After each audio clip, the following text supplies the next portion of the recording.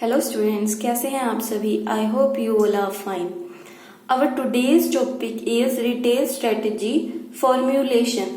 Retail strategy formulation के अंदर हम ये पढ़ेंगे कि हमारा रिटेलर ऐसे कौन से स्टेप्स को फॉलो करता है अपनी ऑर्गेनाइजेशन के अंदर स्ट्रेटेजीज को बनाने के लिए, ताकि वो अपनी ऑर्गेनाइजेशन के long term and short term objectives को अचीव कर सके। तो सबसे पहले हमें अपना जो आज का टॉपिक है उसे स्टार्ट करने से पहले ये जानना जरूरी है कि स्ट्रेटेजी का मीनिंग क्या होता है। What is the meaning of strategy.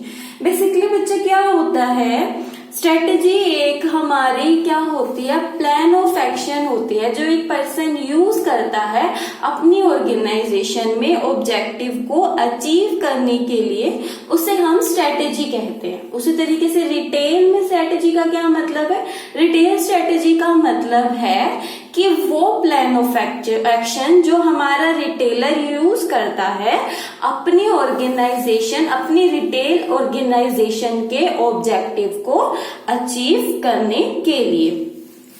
हम पढ़ते हैं कि भाई ऐसे कौन कौन से स्टेप्स को हमारा रिटेलर फॉलो करता है स्ट्रेटेजी को फॉर्म्यूलेट करने के लिए, रिटेल स्ट्रेटेजी को फॉर्म्यूलेट करने के लिए, ताकि वो अपनी ऑर्गेनाइजेशन के long term and short term objectives को अचीव कर सके। तो सबसे पहला हमारा स्टेप होता है डिफाइनिंग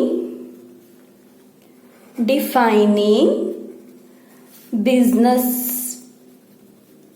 मिशन एंड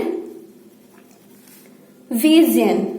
सबसे पहले रिटेलर क्या करता है स्ट्रेटेजी फॉर्म्यूलेट करने के लिए, सबसे पहले वो डिसाइड करता है कि कौन कौन से वो बिजनेस मिशन के लिए, किस बिजनेस मिशन के लिए वो रिटेल स्ट्रेटेजी बना रहा है, क्या उसका विजन होगा, वो सब कुछ ये डिसाइड इस स्टेप के अंदर करता है। अब मिशन क्या होता है, मिशन एक पर्पस होता है जिसके लिए हमारी रिटेल ऑर्गेनाइजेशन इस्टेब्लिश हुई होती है।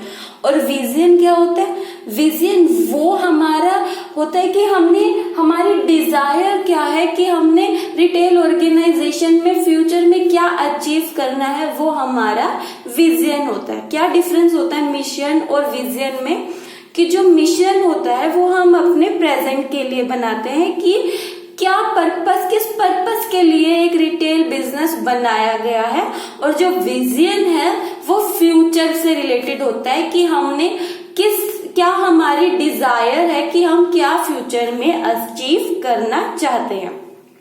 तो रिटेल में स्ट्रेटेजी बनाने के लिए हमारा रिटेलर सबसे पहले क्या करता है, बिजनेस मिशन एंड विजन को डिसाइड करता है कि क्या हमारे रिटेल बिजनेस का मिशन एंड विजन होगा। सेकंड स्टेप हमारा होता है कंडक्टिंग सिचुएशनल एनालिसिस।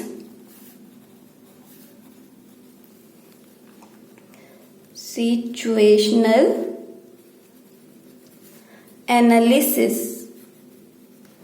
अब क्या करता है हमारा रिटेलर, सिचुएशनल एनालिसिस मींस कि वो सिचुएशनल एनालिसिस करता है, मतलब कि वो एनालिसिस करके ये डिफरेंट मेथड्स का यूज करके वो ये देखता है कि एक बिजनेस के पास, एक जो वो रिटेल बिजनेस स्टार्ट करना चाह रहा है, उस रिटेल बिजनेस में कौन कौन से स्ट्रेंथ्स हैं, कौन कौन सी वीकनेसेस उस रिटेल बिजनेस की है, कौन से थ्रेट्स हैं उस बिजनेस में, कौन सी अपॉर्चुनिटीज उस बिजनेस को अवेलेबल है, किस तरीके के वहां पर कॉम्पिटिटर्स हैं, वो सब कुछ वो सिचुएशनल एनालिसिस के थ्रू पता करता है।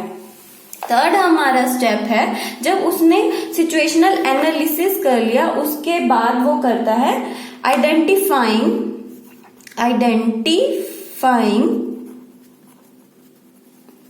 Strategic alternative.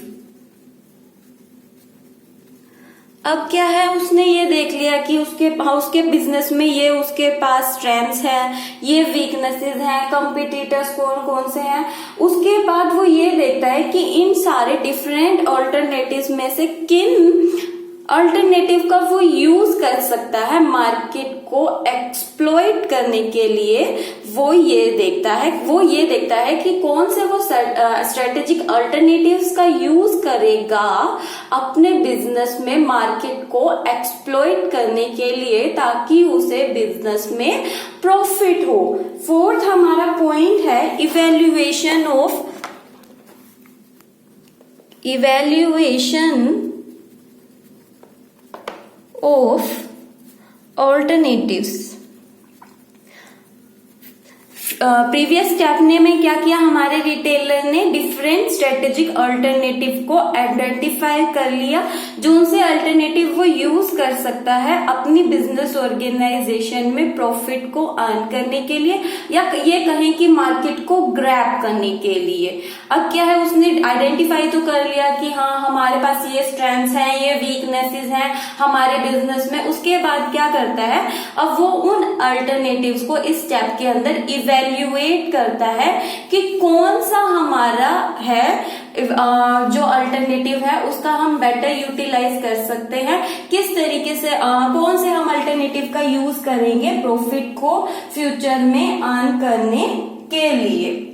उसके बाद फिफ्थ हमारा पॉइंट है, जब उसने ये देख लिया कि कौन कौन से अल्टरनेटिव्स का वो यूज कर सकता है, किस तरीके की स्ट्रेंथ का वो यूज कर सकता है, अब उसने क्या किया था, पिछले स्टेप में उसने डिफरेंट अल्टरनेटिव्स को सेलेक्ट कर लिया था, आइडेंटिफाई कर लिया था कि ये सारी हमारे पास स्ट्रेंथ्स है, ये सारी वीकनेसेस है। उसके बाद उसने इवेल्युएशन में क्या किया कि उसने सेलेक्ट की थी उनमें से बेस्ट को उसने सेलेक्ट कर लिया और बाकियों को छोड़ दिया।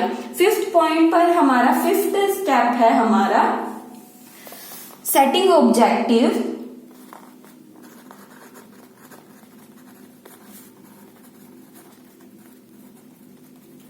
एंड allocation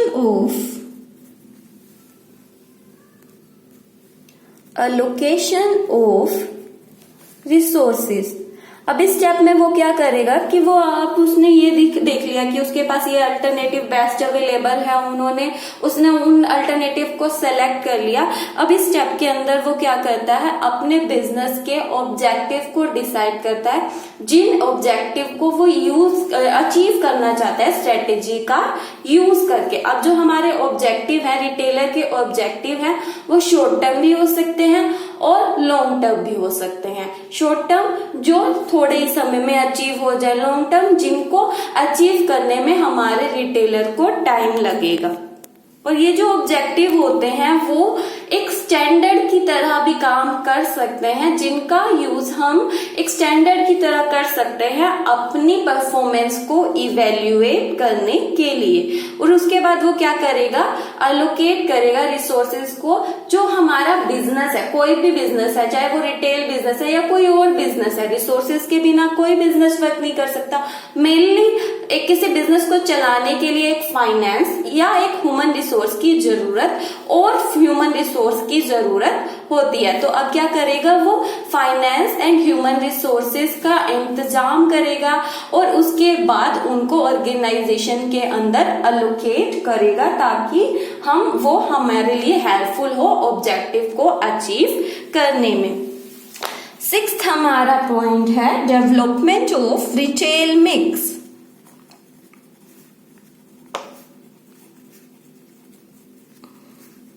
इस स्टेप में हमारा रिटेलर क्या करेगा, अब उसके बाद उसने ये देखना है कि कौन सी मार्केट है, डिफरेंट मार्केट्स को वो सर्च करेगा कि वो फिर उन मार्केट्स में से वो ये देखेगा कि कौन सी मार्केट में उसे बेटर अपॉर्चुनिटीज अवेलेबल है, कौन सी ऐसी मार्केट्स है जिनके थ्रू वो अपने ऑब्जेक्टिव को अचीव कर सकता है। उसके बाद वो क्या करेगा, स्ट्रेटेजी को अपनी फॉर्मुलेट करेगा, जिनका वो यूज करेगा अपने ऑब्जेक्टिव को अचीव करने के लिए। उसके बाद क्या करेगा, वो टारगेट मार्केट को डिसाइड करेगा कि कौन सी उसकी टारगेट मार्केट होगी किस मार्केट में वो अपने प्रोडक्ट्स को सेल करेगा। उसके बाद वो रिटेल मिक्स डिसाइड करेगा।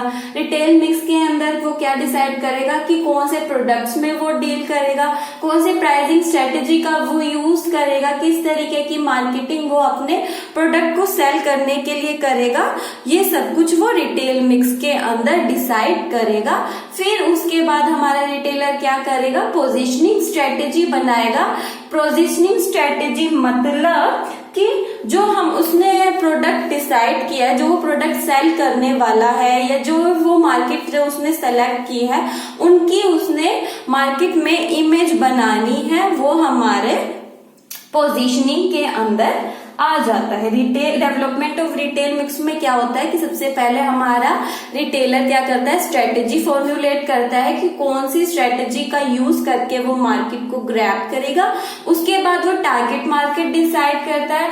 देन वो रिटेल मिक्स डिसाइड करता है कि उसकी जो मार्केट है उसका लोकेशन क्या होगी, उसकी प्राइसिंग स्ट्रेटेजी क्या होगी, किस तरीके के मर्केंडाइज मतलब गुड्स में वो डील करेगा और किस तरीके से वो अपनी पोजीशनिंग स्ट्रेटेजी का कि कौन सी पोजीशनिंग किस तरीके से वो अपने प्रोडक्ट की मार्केटिंग करेगा और उसके बाद वो क्या करेगा, अपने प्रोडक्ट की पोजीशनिंग कर देगा।